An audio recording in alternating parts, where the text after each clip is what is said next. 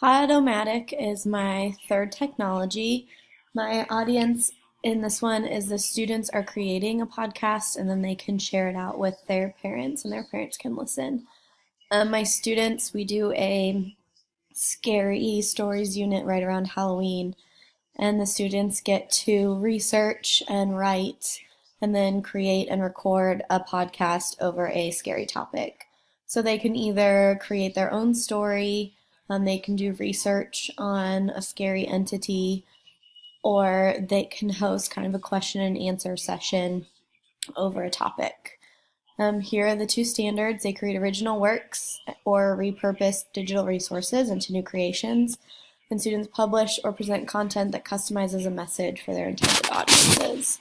So the online technology that I use for this is Podomatic.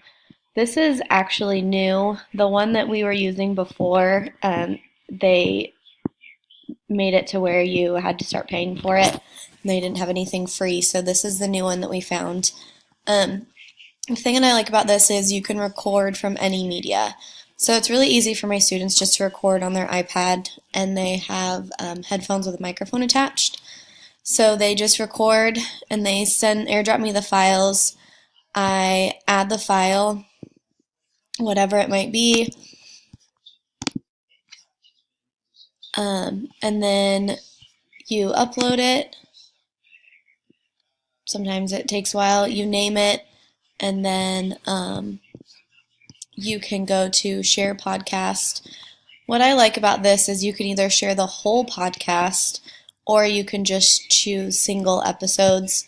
So I can send out a link to parents with the whole podcast and they can find theirs, or I can just send out the individual link for the kids.